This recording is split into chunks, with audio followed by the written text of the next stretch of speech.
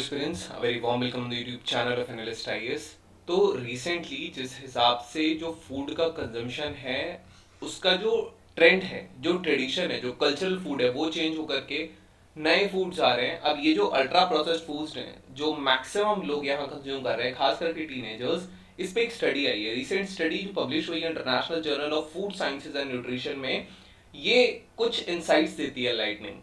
इसमें दिखाया गया है role of ages. Basically what is age? Age is basically advanced glycation end products. ऐसे प्रोडक्ट जो अल्ट्रा प्रोसेस्ड फूड्स में या फास्ट फूड्स में ये मिलते हैं, ये भारत में डायबिटीज के केसेस बढ़ा रहे हैं, डायबिटिक पेशेंट्स के। इसके अलावा जो ग्लाइसेमिक इंडेक्स है या जो डायबिटिक इंडेक्स है, that is also on the channel, you can look at it. Next is जो क्लिनिकल ट्रायल था, सबसे पहला ऐसे काइंड के लिए इंडिया में, इसको फंड किया था डिपार्टमेंट ऑफ बायोटेक्नोलॉजी ने। एंड यहाँ पर जो ministry of science and technology है वो इसके साथ थे। और जो चीजें इंपॉर्टेंट, सबसे पहला एजेस क्या है, तो एजेस को ग्लाइकोटॉक्सिन्स भी कहा जाता है। और ये हार्मफुल मॉलिक्यूल्स होते हैं जो ग्लाइसेशन और ऑक्सीडेशन, खास करके जो लिपिड्स और प्रोटीन्स होते हैं, उनका ये करवाते हैं।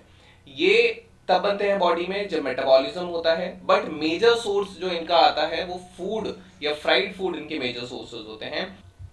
बॉडी के अंदर इस एज का प्रोडक्शन जो है, ये एज के साथ इंक्रीज होता जाता है, बढ़ती उम्र के साथ। इसके कुछ बेसिकली हाइलाइट्स हैं स्टडी के, we will talk about them. So highlights में सबसे पहले इनका रोल आता है, what is their role basically. तो ये जो एज रिच फूड्स होते हैं, मेजर फैक्टर है इंडिया की, खास करके जो डायबिटिक कैपिटल है उसके लिए, this is basically responsible for this. And लगभग यहाँ 101 मिलियन लोग अफेक्टेड हैं इंडिया में। हार्मफुल कंपाउंड्स होते हैं, ग्लाइसेशन के थ्रू ये बनते हैं। शुगर रिएक्ट करती है प्रोटीन और फैट के साथ, रिमेंबर दिस।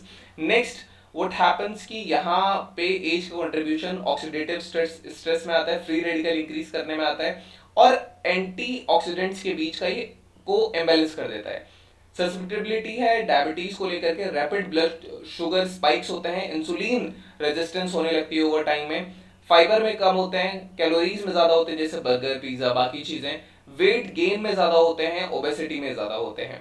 यहाँ पे इम्पैक्ट इंसुलिन सेंसिटिविटी पे, खास करके जो लो एज की डाइट्स होती हैं प्राइमरली, जिसमें फूड जो बॉइलिंग या स्टीमिंग से बनाए जाते हैं, इसमें इंसुलिन सेंसिटिविटी थोड़ा ज्यादा देखी गई। लेकिन यहाँ पे जो इन्फ्लेमेटरी लेवल्स हैं वो भी कम देखे गए जो हाई एज डाइट्स हैं उनके मुकाबले।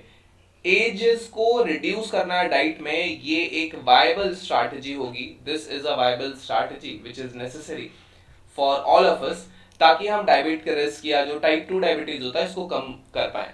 अब why is this so harmful and why is this increasing because of urbanisation, cultural shift, marketing and all. लेकिन यहां पर सबसे पहला एक क्वेश्चन और आता है कि ये क्यों हार्मफुल है। तो एज आर प्रेजेंट, ये लगभग पूरी बॉडी टाइम में आपको मिलते हैं। यहाँ पे ये सेल या टिश्यू डैमेज कराते हैं, हाई कंसंट्रेशन इनका होता है, ये रिसेप्टर के साथ कंबाइन करते हैं ब्लड वेसल्स के साथ, और बहुत सारे ऑर्गन्स को डैमेज भी करते हैं। इनका इम्पैक्ट खास करके जो प्रोटीन पे आता है उन सेल्स के ऊपर आता है, और ये हार्मोन्स के बिहेवियर को भी अल्टर कर सकते हैं। यहाँ पे साइटोकाइनेंस, फ्री रेडिकल्स इंक्रीज हो जाते हैं, या एक्स्ट्रा सेलुलर मैट्रिक्स जो सेल्स के बीच में होता है वो इंक्रीज हो जाता है। ये इन्फ्लेमेटरी और बाकी डिस्ट्रक्टिव प्रोसेसेस को भी एक्टिवेट करते हैं। इन्फ्लेमेटरी डिजीजेस, टाइप 2 जो डायबिटीज मेलिटस है, कार्डियोवैस्कुलर डिजीजेस ये लेकर के आते हैं, अर्थराइटिस इनकी वजह से होता है। हाइपरग्लाइसीमिया में हाई ब्लड ग्लूकोज लेवल जो होते हैं वो भी एजेस की वजह से ही होते हैं। नाउ इनका जो कंजम्पशन है वो क्यों इंक्रीज हुआ है? सबसे पहला urbanisation, quick convenient food options चाहिए लोगों को, पैक्ड आइटम चाहिए होता है, मिनिमल प्रिपरेशन होती है, प्रिपेयर करने की उसमें जरूरत ना पड़े, this is one of the reason.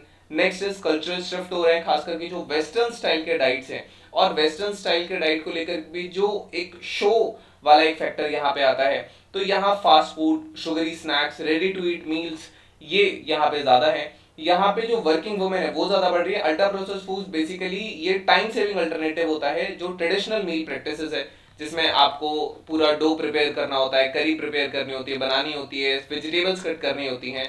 तो जो मॉडर्न डे वुमेन है, they are shifting towards it, ताकि जो प्रोफेशनल और पर्सनल लाइफ है इनको बैलेंस किया जा सके individually.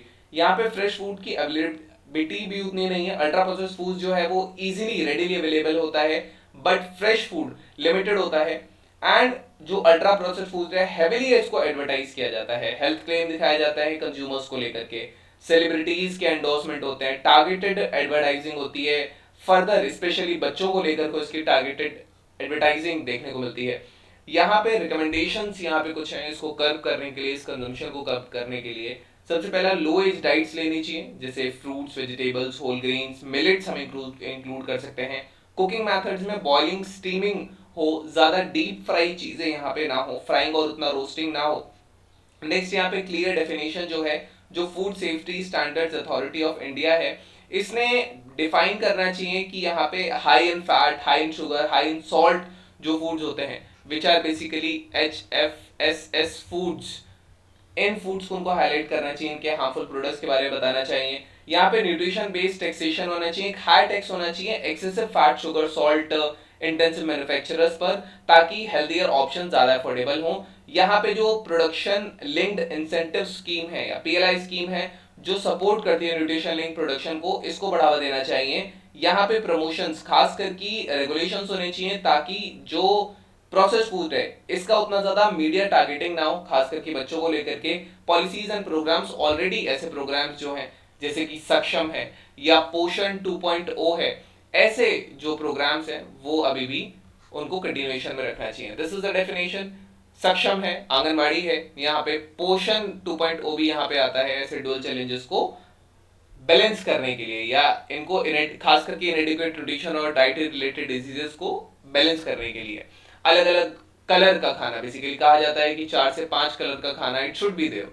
Next is need, what is the need, policy interventions through industries, reformations of production, through health professional education awareness should be there, through individuals there should be lifestyle changes as well, you should consciously eat what you are eating.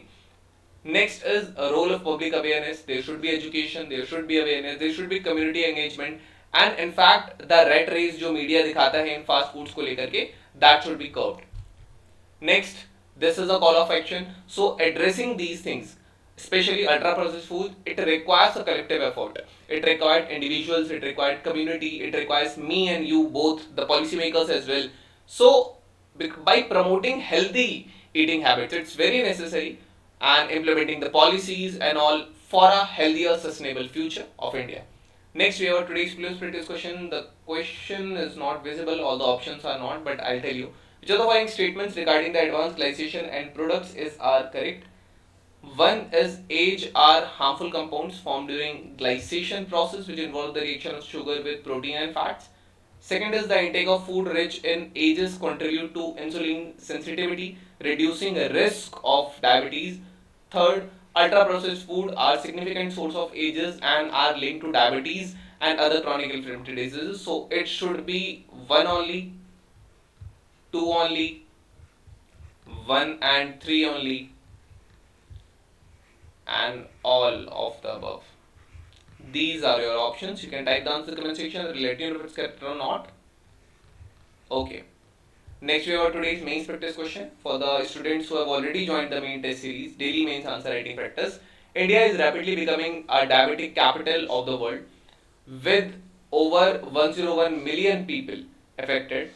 Discuss the role of ultra processed foods and advanced glycation and products in contributing to public health crisis. What are the key factors driving the rise in consumption of UPFs in India? What are strategies can be adopted to mitigate the associated health risk? So you can write this and you can send it to us. You can send it on app. There is a section of charts. From there you can basically send it to us or ask us where to send it. So thank you. Have a nice day and stay tuned with Enlist IAS for your better preparation.